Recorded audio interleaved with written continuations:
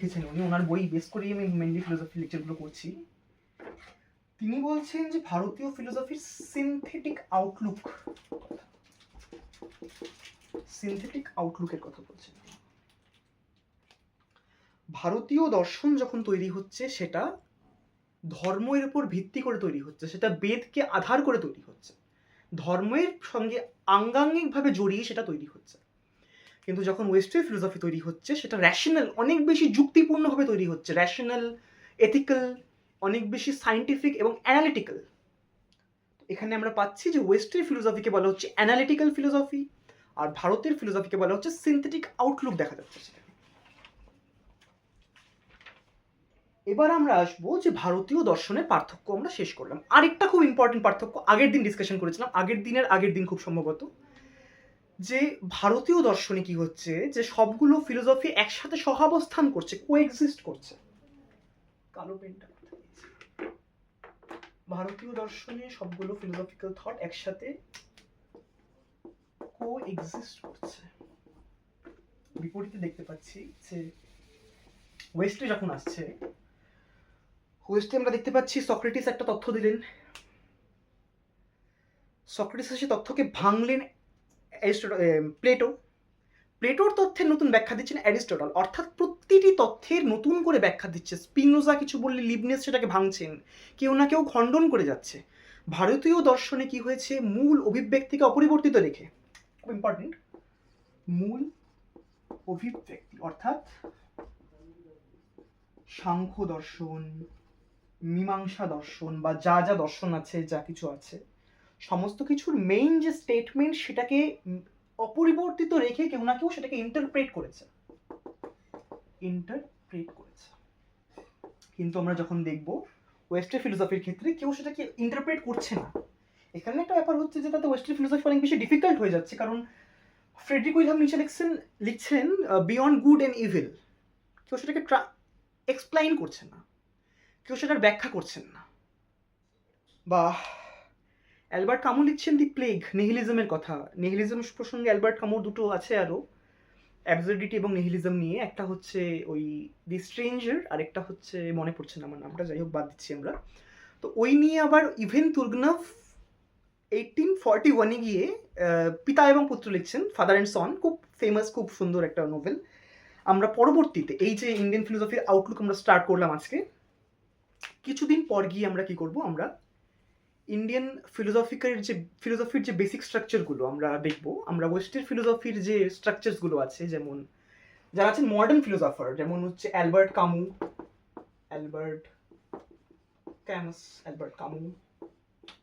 তারপর সাত্রে,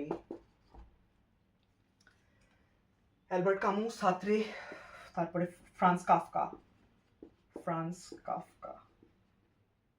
এদের modern philosophy নিয়ে আমরা আলোচনা করব। তার পাশাপাশি এর সঙ্গে রেলিভেন্ট, যেমন আমি বললাম যে নিহিলিজমের পরিপ্রেক্ষিতে ইভান তুর্গনভ লিখছেন এসে আমাদের পিতা এবং পুত্র, সেম ভাবে আমরা ডিসকাশন করব, আমরা ডিসকাশনকে এগিয়ে নিয়ে যাব, ভাগ ভাগ করে বিভিন্ন ডিসকাশন করব। এবার আমরা আসবো ভারতীয় দর্শনের সময়কালের যে বিভক্তি, সময়কালের বিভাজন। প্রথমে আমরা দেখতে পারবো বেদিক পিরিয়ড,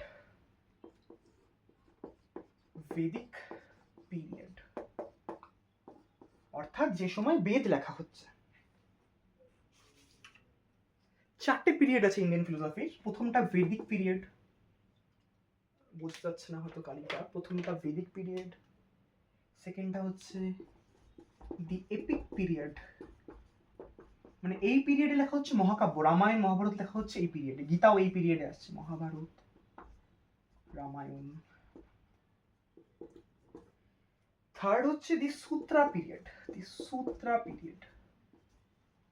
এই পিরিয়ডে বিভিন্ন সূত্র আবিষ্কার বলছি, সূত্রকে গাথা হচ্ছে এবং সূত্রের মাধ্যমে সংহিতা তৈরি করা হচ্ছে, উপনিষদ তৈরি করা হচ্ছে। আর লাস্ট হচ্ছে মডার্ন বা কন্টেম্পোরারি পিরিয়ড। তো আমরা আলোচনা করে নিচ্ছি। বেদের অর্থ হচ্ছে জ্ঞান,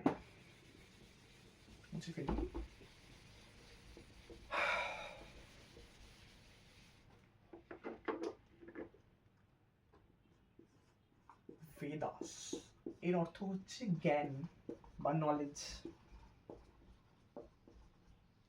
এবার বেদকে 3টি ভাগে ভাগ করা হচ্ছে। প্রথম হচ্ছে মন্ত্র, দ্বিতীয় হচ্ছে ব্রাহ্মণ, এবং অন্তিম ভাগ হচ্ছে উপনিষদ।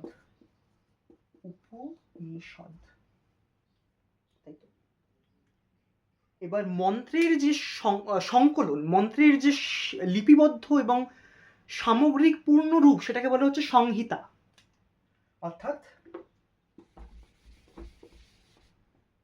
মন্ত্রের যে লিপি বা সম্মিলিত রূপ, সেটাকে বলা হচ্ছে সংহিতা। বিপরীতে ব্রাহ্মণে আলোচনা করা হচ্ছে পুজোর বিভিন্ন কাজকর্ম, রীতিনীতি। উপনিষদ নিয়ে আমি ডিসকাস একটু ব্যাখ্যায় যাব, বুঝে ফেলছি। উপ যোগ নি যোগ সদ, উপনিষদ আসছে সামনে শ্রদ্ধা পূর্বক বসা। উপনিষদের অর্থ সামনে শ্রদ্ধাপূর্বক বসা, অর্থাৎ উপনিষদে গুরু শিষ্যের বাক্যালাপ, কথোপকথন আলোচনা করা হচ্ছে গল্পের ভঙ্গিতে। তো এবার আমরা প্রথম যে পিরিয়ড, বৈদিক পিরিয়ডে আমরা পার করলাম। টাইম লাইনটা খুব বেশি দরকার প্রয়োজনীয় নয়, টাইম লাইনটা নিয়ে আলোচনা করছি না। আমরা আলোচনা করলাম বৈদিক পিরিয়ড নিয়ে। এবার আমরা আসবো এপিক পিরিয়ড নিয়ে। এপিক পিরিয়ডে আলোচনা করা হচ্ছে Ramayana, Mahabharata. Epic period discussion হচ্ছে। থার্ডে হচ্ছে সূত্রা পিরিয়ড। এই সূত্রা পিরিয়ডে বিভিন্ন উপনিষদ লেখা হচ্ছে, বিভিন্ন সূত্র যেই বইগুলোতে আছে সেগুলো তৈরি করা হচ্ছে। আর last modern period, modern and contemporary period.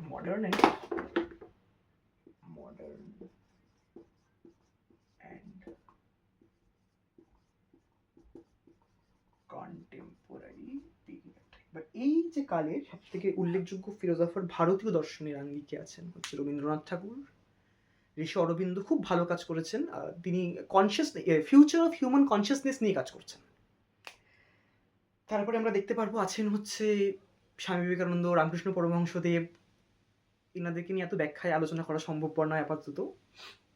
তো আমরা কি করবো, আমরা এই বেসিক ডিসকাশনটা 6টা ফিলোসফি এবং 3টা ফিলোসফি, 9টা ফিলোসফির বেসিক ডিসকাশন কমপ্লিট করার পর রবীন্দ্রনাথ ঠাকুরের বিভিন্ন উপন্যাস নিয়ে, তার মধ্যে যতগুলো ফিলোসফিক্যাল থটস আছে, এসপেক্টস আছে, সেগুলোকে নিয়ে আলোচনা করব। আপাতত করছি না। তো এবার কি হচ্ছে, যখন বেদের ডিসকাশন হচ্ছে, বেদ যখন তৈরি হচ্ছে, আমরা কি দেখতে পাচ্ছি, ভারতীয় দর্শনে 33 কোটি দেবদেবী আছেন, অর্থাৎ 33 প্রকার দেবদেবী। 33 প্রকার দেবদেবী। এবার এই যে 33 প্রকার, অগ্নি, সূর্য, চন্দ্র, বুধ, মঙ্গল, বিষ্ণুদেব, অগ্নিদেব বললাম, তারপর শিব বা হচ্ছে ব্রহ্মা, এমন দেবদেবী আছেন 33 প্রকারের। আমি জানি না ব্যাখ্যায়, যাই হোক। তো হচ্ছে এবার এখানে কি হচ্ছে, এখানে একজনকে প্রধান ধরে পুজো করা হচ্ছে। বৈদিক পিরিয়ডে এই 33 প্রকার দেবদেবীর মধ্যে একজনকে প্রধান ধরে পুজো করা হচ্ছে। এটাকে বলা হচ্ছে হেনোথিজম।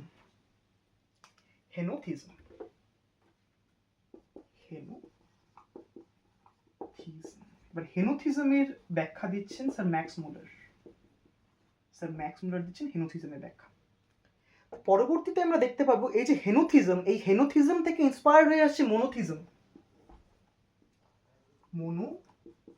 অর্থাৎ একেশ্বরবাদ। একবার আলোচনা করে নিচ্ছি। পলিথিজম মানে বহুশ্বরবাদ। পলিথিজমকে ভেঙে ফেলা হলো হেনোথিজমে। হেনোথিজম কি? হেনোথিজম হচ্ছে যেখানে গিয়ে 10 জন ঈশ্বরের মধ্যে একজনকে প্রাধান্য দেওয়া হচ্ছে, সেটা হেনোথিজম। এবং তারপর হেনোথিজমের থেকে আসলে মোনোথিজম, অর্থাৎ মোনোথিস্টিক রিলিজিয়ন যেগুলো আছে, আব্রাহামিক রিলিজিয়ন, ইসলাম, খ্রিস্টানিটি, জুডাইজম, এগুলো আসছে মোনোথিস্টিক রিলিজিয়ন। তো এবার আমরা দেখতে পারবো যে আমরা ভারতীয় দর্শনকে ক্লাসিফাই করব।